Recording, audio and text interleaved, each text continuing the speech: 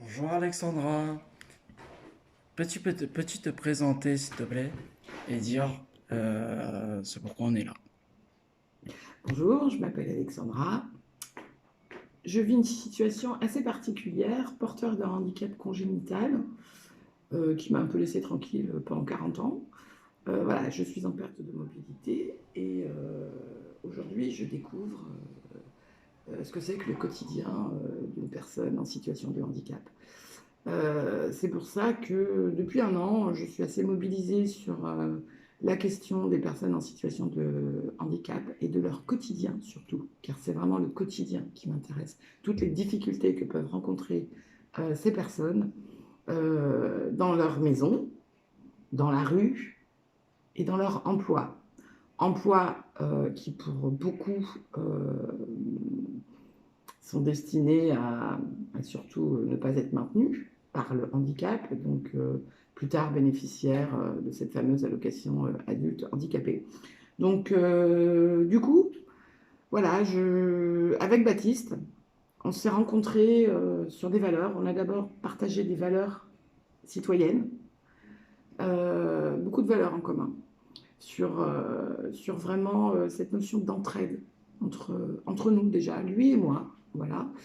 Et puis cette envie de mobiliser l'ensemble de la population, c'est-à-dire les personnes valides, dites valides, qui, dites non porteuses de handicap, et les situations de personnes qui vivent au quotidien leur handicap.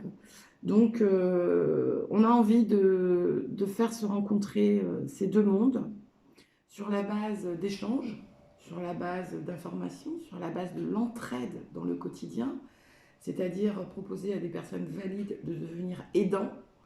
Alors on peut citer par exemple une proposition de Baptiste qui était voilà, une personne porteur de handicap qui puisse, ou valide, qui puisse aider sur le plan scolaire des enfants, un groupe d'enfants, ou donner des cours particuliers, etc. Voilà, il y a cette notion de citoyenneté qui est le fondement de cette association. Voilà.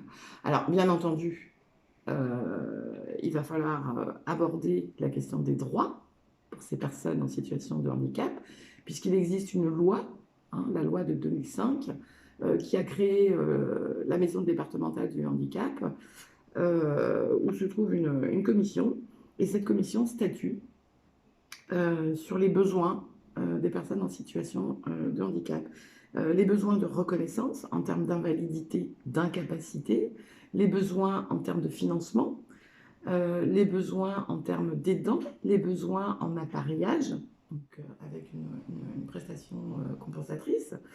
Voilà, et nous nous sommes aperçus, et depuis de longues dates, les personnes porteurs de handicap se battent pour que leurs droits soient maintenus, puisqu'on sait que ces droits sont pour la plupart euh, à renouveler tous les 5 ans.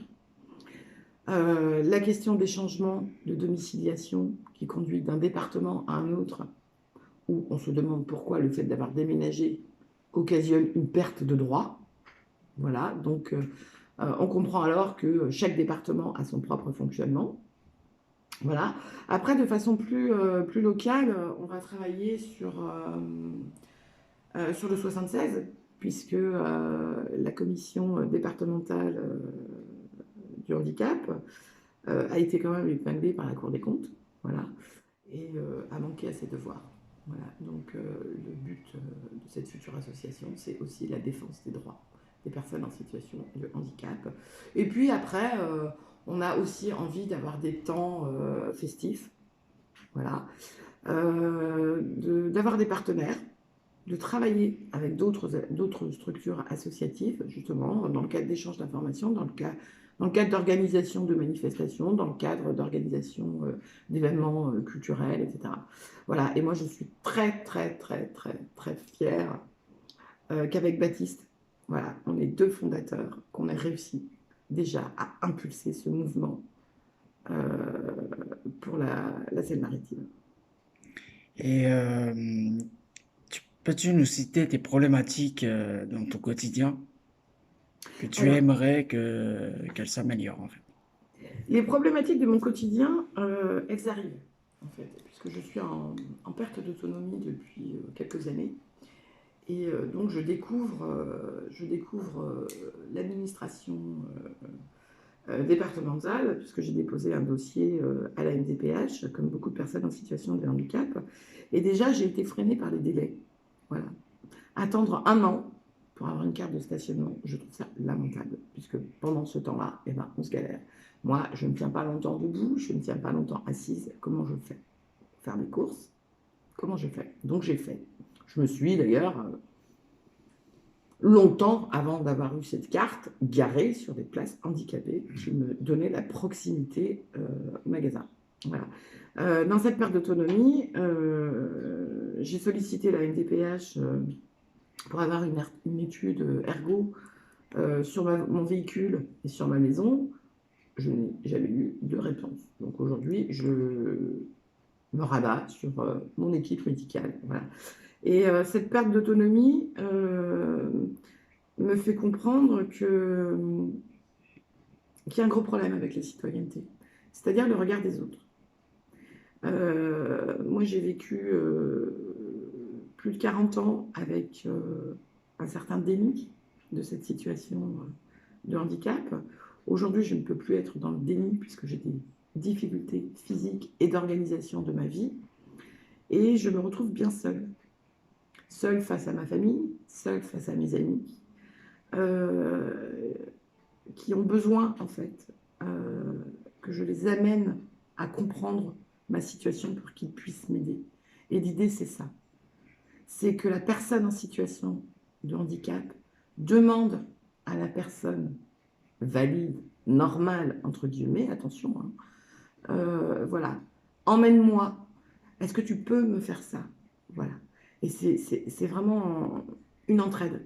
Aujourd'hui, j'ai besoin de cette entraide parce que je suis seule dans mon domicile à devoir faire mes arrangements et ça pose quand même quelques problèmes de santé. Et point de vue professionnel, tu vas reprendre le travail dans 3 mois. Euh, Qu'est-ce qui est mis en place ou pas mis en place par rapport à ton employeur? Alors, sur le plan professionnel, bon, il faut savoir quand même que bon, je travaille à la mairie de Paris et je tiens à les citer, puisque au niveau national, Paris se veut être un exemple. Voilà, et par le biais du handicap, je vais quand même démontrer que Paris n'est pas un exemple. Euh, Même si la ville de Paris respecte effectivement ces 6%, puisque c'est un petit peu la loi, je dis un petit peu parce que beaucoup de communes ne le font pas. Donc Paris est au-delà des 6% de personnes en situation de handicap recrutées. Moi, quand ma santé m'a indiqué que je pouvais reprendre le travail, j'ai immédiatement alerté la mission handicap de la DRH pour leur exposer mes difficultés et leur demander un aménagement de poste. Que ce soit un aménagement matériel, mais aussi un aménagement en termes de mobilité dans la ville.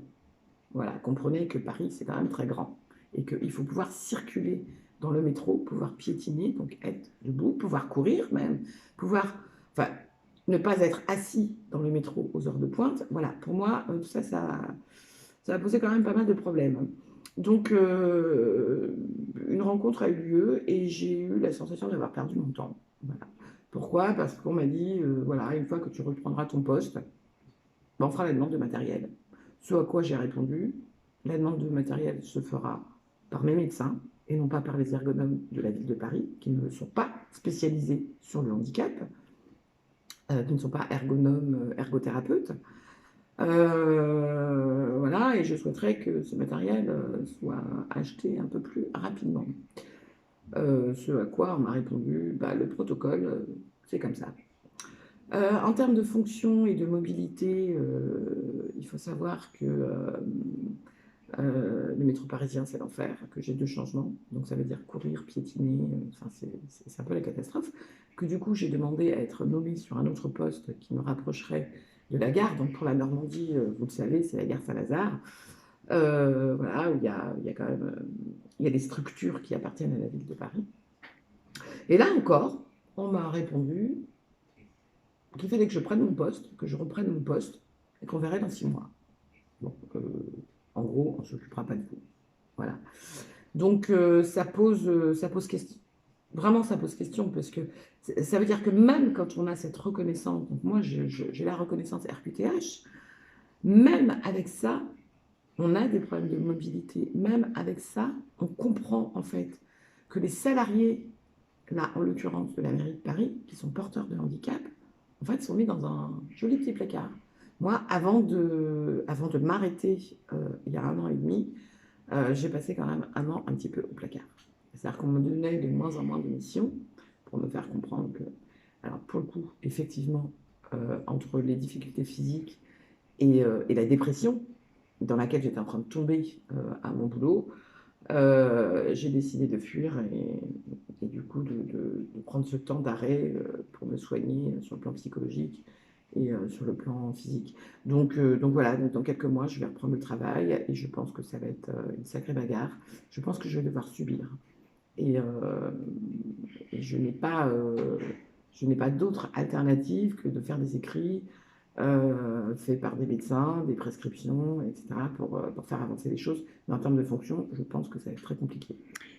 Pour ma part, je pense qu'il faudrait que votre employeur puisse vous proposer un mi-temps thérapeutique le temps de l'adaptation. Ça serait... Ça ne réglera pas le problème, ça réglera pas mon problème, puisque vous avez déjà les trajets Rouen-Paris. Voilà. Donc, que ce soit sur une temps thérapeutique, sur un temps plein, donc j'ai quand même obtenu sur des bases médicales de pouvoir travailler en télétravail. Donc, je ne vais à Paris que 2 ou 3 jours par semaine. Mais même ça, ça m'a conduit à l'arrêt de travail, puisque être longtemps debout, être longtemps assise, etc., la problématique de rester assis 7 heures sur un fauteuil qui n'est pas du tout adapté, on comprend que je vais vite m'abîmer, en fait. Et il n'est pas question que je m'abîme. Voilà, donc je suis assez dépitée, parce que je me dis, on est quand même sur la mairie de Paris, sur, sur un employeur qui donne cette image de tout faire pour le handicap, et qui a une mission handicap avec 5 salariés pour 45 000 personnes. Je veux dire, tout le monde, que ce soit en accident de travail, en maladie professionnelle, les personnes porteurs de handicap à la base, ça me semble peu. Ça me semble peu, d'autant que la mission handicap m'explique ouvertement qu'elle n'est là que pour s'occuper du matériel. Alors là, j'ai été scotché. Je me suis dit, mais est-ce que le rôle de la mission handicap, qui est intégrée à la DRH, n'est pas de dire le travail va s'adapter au handicap? Ce n'est pas la personne handicapée qui doit s'adapter au travail, puisque c'est la personne en situation de handicap qui a besoin d'aménagement. Donc c'est bien la DRH qui doit s'adapter aux difficultés de la personne. Et là, en gros, on me demande, moi, de m'adapter. Donc, on se dit que employeur, mairie de Paris, je n'ose même pas imaginer dans les collectivités locales comment ça se passe. Je prends l'exemple de la mairie de Maromme, où je me suis rendue il n'y a pas longtemps. L'ascenseur qui permet de conduire les citoyens au bureau de l'état civil, à l'éducation, ne me semble pas très aux normes pour pouvoir intégrer un fauteuil. Ça, c'est quand même très, très, très, très problématique. je vous assure que c'est bien vrai. En tout cas, merci beaucoup Alexandra. De rien, à bientôt. À bientôt.